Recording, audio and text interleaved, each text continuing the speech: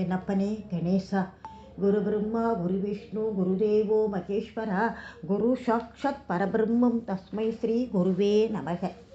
இன்றைக்கி நான் ஒரு கோவிலை பற்றி தான் சொல்ல போகிறேன். ஸ்கிப் பண்ணாமல் பாருங்கோ, அப்போ தான் முழு கதையும் புரியும். இன்றைக்கி நான் சொல்ல போகிற கோவில் ஸ்ரீ காளஹஸ்தி, ரொம்ப பிரசித்தி பெற்ற கோவில். ஸ்ரீ காளஹஸ்தி எங்கே இருக்குது? ஆந்திர பிரதேசத்தில் சித்தூர் மாவட்டத்தில் இருக்குது. பாடல் பெற்ற ஸ்தலம், கண்ணப்பனார் தொண்டாற்றி பேறு பெற்ற ஸ்தலம் இது. நமக்கெல்லாம் நினைவுக்கு வர்றது என்ன? ராகு கேது ஸ்ரீ பரிகார பூஜை செய்யும் ஸ்தலம்னு. தினம் இங்கே பல்லாயிரக்கணக்கான பக்தர்கள் வர பூஜை பண்ணுறதுக்கு. பஞ்ச பூதங்களில் ஒன்றான வாயுவிற்காக கட்டப்பட்ட இந்த ஸ்தலம் இது. வாயு பகவானுக்காக கட்டப்பட்ட ஸ்தலம் இது. மோர் தென் இது ஸ்தலம் 500 வருஷங்களுக்கு மேலே பழமையான கோவில் இது. ரொம்ப பழசு. இந்த வரலாற்றை கேட்டாக்க இப்படி கூட ஒரு பக்தி இருக்க முடியுமா அப்படின்னு நம்மளை வியப்பில் அழுத்தம். பக்தி எல்லாருக்கும் இருக்கும், இது அளவுக்கு மீறின பக்தி. சைவஸ்தலம் ஸ்ரீ காளஹஸ்தி. சிவருமான் காலத்திநாதருங்கிற பெயரோட ஞான பிரசன்னாம்பிகை தாயாரோட இங்கே அருள் பாலிச்சுன்னு இருக்கார். பல 100 வருஷங்களுக்கு முன்னாடி காடாக இருந்தது காளஹஸ்தி. இந்த இடத்துல வாயுலிங்கமாக தோன்றினார் எம்பெருமான். வழிபட யாருமே அப்போ வழிபடுறதுக்கு ஒத்துருமே கிடையாது. அவர் தனியாக தோன்றினார். அப்போ அவரை இருந்ததை சிலந்தி ஒன்று பார்த்துது. அந்த சிலந்தி என்ன பண்ணோம், தினமும் வரும், மழையில் நஞ்சிருக்கிற சிவனை பார்த்துட்டு அந்த சிலந்தி தன்னோட உமை நீரால் இருந்து வரும் அந்த இதை வச்சு வலை பண்ணோம். அதை சிலந்தி வலை பண்ணி வச்சு கொடுத்து டெய்லி, அதான் அதோட வேலை. அது என்னாச்சு, ஒரு நாள் பெரிய இடி இடிச்சுது. அந்த வலை மேலே விழுந்தவுடனே வலை எரிஞ்சு சாம்பலாக போயிடுத்து. சிலந்திக்கு ரொம்ப மனசு துக்கமாகிடுத்து. என்ன பண்ணுறது, துக்கத்தில் அப்படியே இருந்து அது செத்து போயிடுத்து. அதோட பக்தியை பார்த்த சிவன் அந்த சிலந்திக்கு முக்தியை கொடுத்துட்டார். அதே மாதிரி அதுக்கப்புறமா ஒரு நாகம் தினம் அந்த லிங்கத்தை ஆற தழுவிக்கும் தன்கிட்ட இந்த மாணிக்கங்களை அப்படியே கட்சி அர்ச்சனையாக பண்ணி வழிபடுவது. இப்படியே பண்ணிகிட்டு இருக்கோம். அது வந்துட்டு போகும். அதுக்கப்புறம் ஒரு யானை வரும், தன் துதிக்கையில் தண்ணி எடுத்துகிட்டு வரும். அதை அபிஷேகம் செஞ்சு அங்கேருந்து இருந்த என்ன மலர் இருக்கோ அதை பறித்து பகவானுக்கு போடும். இப்படியே இது பண்ணிகிட்டு இருந்தது. இது யானை தண்ணி ஊற்றினா என்னாகும், முதனாடி நாகம் மாணிக்கத்தை அதில் கட்டிட்டு போகிறது, அதில் தண்ணி ஊற்றுறது. யாரா இப்போ மாணிக்கங்கள்லாம் கீழே விழுந்துடும், அப்படியே சிதறி விழுந்துடும் கீழே. எங்கே இருக்குது என்ன ஆறுன்னு தெரியாது. இது மறுபடியும் நாகம் பார்த்தாக்கா என்னாகும், மாணிக்கங்கள்லாம் சிதறி கீழே கிடக்கும். இது தொடர்ந்து நடந்துட்டு இருந்தது. இந்த நாகத்துக்கு சந்தேகம் வந்தது, இந்த மாதிரி யார் செய்யறா, இதை பார்க்கணும் அப்படின்னு நினச்சி தன்னோட பூஜை முடிஞ்ச உடனே அந்த நாகம் அங்கேயே இருந்துடுத்து, உங்கையும் போல. அதுக்கப்புறமா அந்த யானை வந்தது, நீர் கொண்டு வந்தது, அபிஷேகம் பண்ணிட்டு.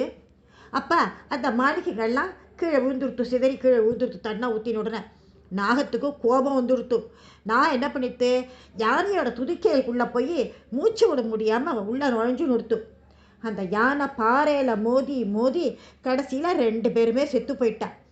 இதோட பக்தியை பார்த்த பரமேஸ்வரன் 2 பேருக்கும் முக்தியை கொடுத்துட்டார் அப்படின்னு ஸ்தலபுராணங்கள் இருக்குது. இங்கே இருக்கிற காளஹஸ்திநாதர் உருவத்துக்கு கீழே பார்த்தோன்னு வச்சுக்கோங்க, 2 தந்தம் இருக்கும் யானையோட ஞாபகமாக. இடையில பாம்பு, பின்புறம் சிலந்தி இருக்குது. இவாளோட ஞாபகமாக இதெல்லாம் அந்த கோவிலில் லிங்கத்து பேரில் இருக்குது. அதுக்காக இவாளெலாம் முடிஞ்சாச்சு. அப்புறமா ஒரு பிராமணர் பார்த்தார். அவன் தினம் லிங்கத்துக்கு பூஜை பண்ணிட்டு இருந்தார். அப்போ அங்கே அந்த காடு தானே அது. அந்த காட்டில் இருந்த வேடனுக்கு இதை பார்த்தோன்னா அவனுக்கும் சிவனுக்கு பூஜை பண்ணணும் அப்படிங்கிற ஒரு ஆசை வந்தது. அந்த பிராமணர் வராத அன்னைக்கு அவன் என்ன பண்ணுவான், அவன் தனக்கு தெரிஞ்ச பூஜையை பண்ணி அவன் வேட்டையாடுறான் இல்லையா, பன்றி வேட்டையாடுறான் இல்லையா, அதோட இறைச்சியை கொண்டு வச்சு நைவேத்தியம் பண்ணுவான். அது அவனோட வேலை. இப்படியே நடந்துட்டு இருக்கு. இந்த பிராமணருக்கு ரொம்ப கவலையாக போயிடுத்து.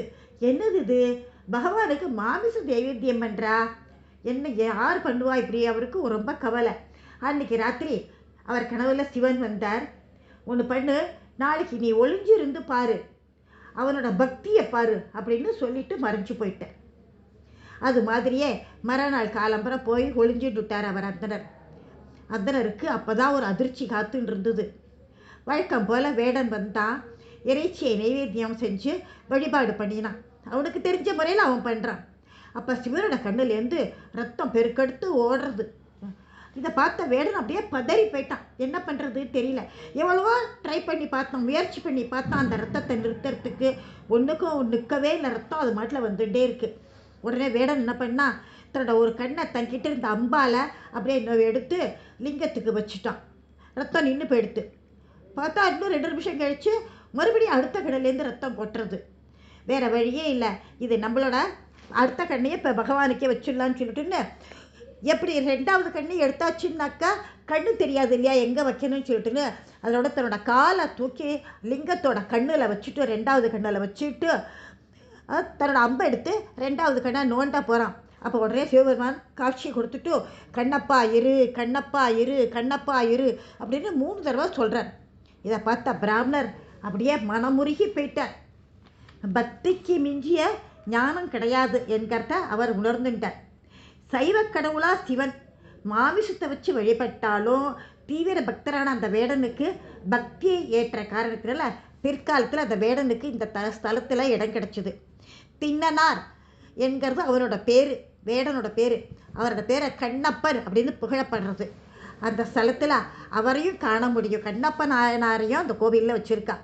கொஞ்சம் காலத்துக்கு கொஞ்சம் கூட காத்தே நுழையாத கற்ப கரகத்தில் அவர் இருக்கார். இந்த லிங்கத்துக்கு ஏற்றப்படும் தீபம் படிப்படியாக லிங்கத்துக்கு தீபம் ஏற்றுவா.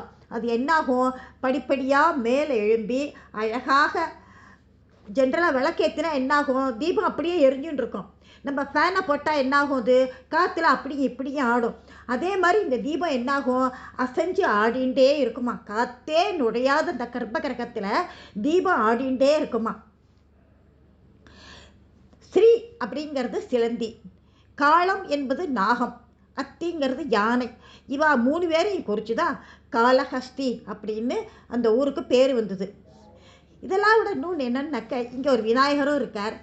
அவர் 20 அடி ஆழத்தில் இருக்கார். இவரை பாதாள விநாயகர்னு எல்லாரும் சொல்லுவாள். இன்னும் இந்த கதையை சொல்லிகிட்டே போகலாம். பகவானோட கதையை சொல்ல முடிவே கிடையாது.